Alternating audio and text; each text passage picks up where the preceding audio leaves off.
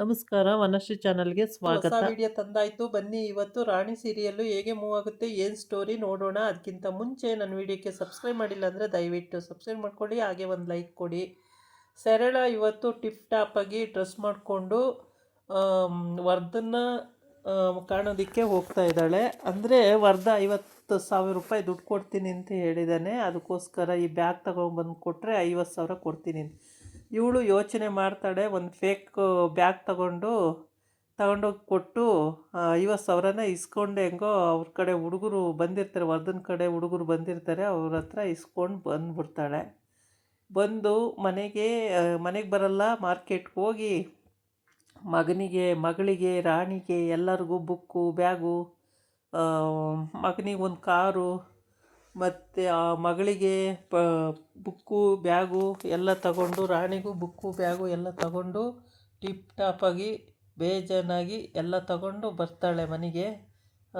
ಸತ್ಯ ಕೂತಿರ್ತಾನೆ ಚೇರ್ ಮೇಲೆ, ಏನು ಹೇಳಲ್ಲ. ಆದರೆ ಈ ದುಡ್ಡು ಎಲ್ಲಿಂದ ಬಂತು ಅಂತ ಅಂತೂ ಮಗ ಕೇಳ್ತಾನೆ. ಅಲ್ಲ ಕಣಮ್ಮ, ಇಷ್ಟೊಂದು ದುಡ್ಡು ಎಲ್ಲಿಂದ ಬಂತಮ್ಮ ನಿಂಗೆ ಅಂತ. ಅದಕ್ಕೆ ಅವಳೇನು ಮಾತಾಡಲ್ಲ, ಸುಮ್ಮನಾಗ್ತಾಳೆ.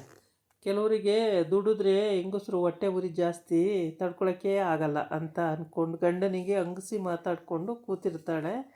ಅಷ್ಟೊತ್ತಿಗೆ ಅವ್ರ ಅತ್ತೆನೂ ಅಲ್ಲಿಗೆ ಬರ್ತಾಳೆ. ಅವ್ರ ಅತ್ತೆಗೆ ಖುಷಿ, ಅಂದರೆ ಅವ್ರ ಅಮ್ಮಂಗೆ, ಶರಣನ ಅಮ್ಮಂಗೆ ಖುಷಿ. ಮಗಳು ಏನೋ ಸಾಧನೆ ಮಾಡಿ ಬಂದುಬಿಟ್ಟಿದ್ದಾಳೆ ನನಗೆ ಖುಷಿ ಪಡ್ತಾಯಿದ್ದಾಳೆ.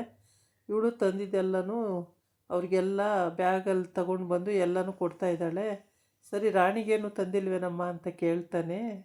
ಆವಾಗ ತಂದಿದ್ದೀನಿ, ತರದೇ ಇರ್ತೀನ, ರಾಣಿಗೂ ತಂದಿದ್ದೀನಿ ಅಂತೇಳ್ಬಿಟ್ಟು ರಾಣಿಗೂ ಕೊಡ್ತಾಳೆ. ಅತ್ತೆ, ಇದು ನನಗಾ ಅಂತ ಕೇಳುತ್ತೆ ಹುಡುಗಿ.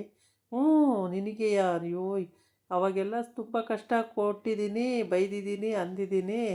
ಹಂಗೆ ಅಂದ್ಕೊಂಡು ಹಂಗೆ ಇರೋಕ್ಕಾಗುತ್ತಾ? ನೀನು ನನ್ನ ನಾದಿನಿ ಮಗಳೇ ಅಲ್ವಾ, ಅದಕ್ಕೆ ನಿನಗೆ ಕೊಡಬೇಕು ಅನ್ನಿಸ್ತು, ತಂದಿದ್ದೀನಿ ಅಂತ ಹೇಳ್ತಾಳೆ.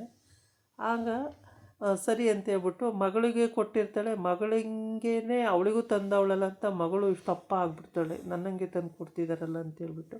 ಆಗ ರಾಣಿನೂ ಖುಷಿ ಪಡ್ತಾಳೆ, ಮತ್ತು ಅವಳ ಮಗಳೂ ಖುಷಿ ಪಡ್ತಾಳೆ, ಅಜ್ಜಿನೂ ನಗ್ತಾ ಇರ್ತಾಳೆ. ಆವಾಗ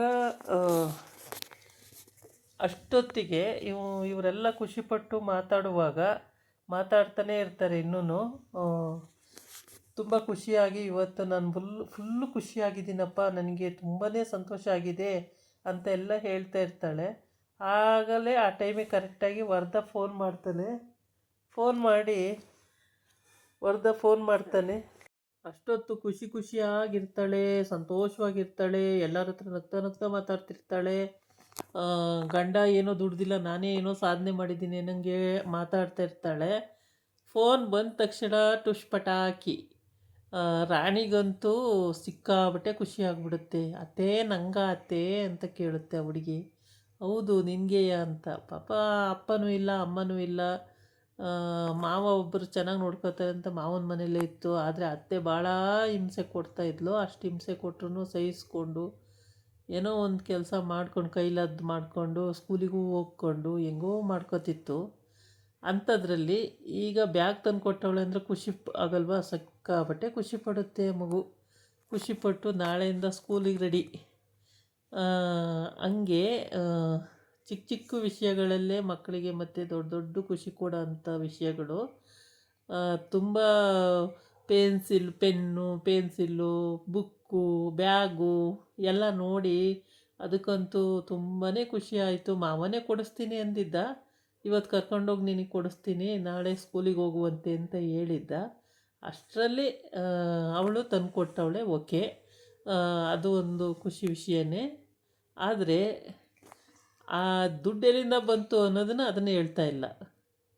ದುಡ್ಡು ಎಲ್ಲಿಂದ ಬಂತು ಅಂತ ಒಂದು ಸಲ ಕೇಳ್ದೆ. ಅಲ್ಲ, ಇಷ್ಟೆಲ್ಲ ತರಲಿಕ್ಕೆ ದುಡ್ಡು ಎಲ್ಲಿಂದ ಬಂತು ಅಂತ ಅದನ್ನೇನಕ್ಕೆ ಕೇಳಬೇಕು ನೀವು ಅಂತೇಳಿ ಜೋರು ಮಾಡೋಕ್ಕೆ ಶುರುವಾಗ್ತಾಳೆ ಇವಳು. ಬಜಾರಿ ಸರಳ. ಅವ್ರ ಅಮ್ಮ ಹೆಂಗೆ ಹೇಳ್ಕೊಡ್ತಾಳೆ ಹಂಗೆ ಕೇಳ್ತಾಳೆ, ಒಂದು ಚೂರು ಚೇಂಜ್ ಮಾಡ್ಕೊಳ್ಳಲ್ಲ.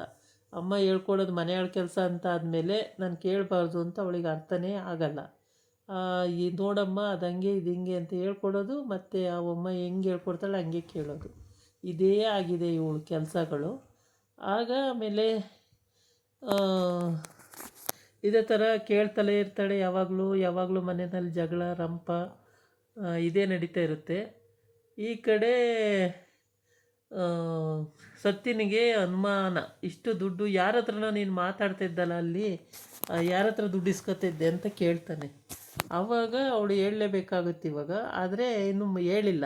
ಈಗೆಲ್ಲ ಬ್ಯಾಗು ಗೀಗು ಎಲ್ಲ ಕೊಟ್ಟ ಆಗಿದೆ. ನೀನು ಅಲ್ಲಿ ಯಾರ ಹತ್ರ ದುಡ್ಡು ಇಸ್ಕೊತಿದ್ದೆ ಅಂತ ಹೇಳ್ತಿದ್ದಾನೆ.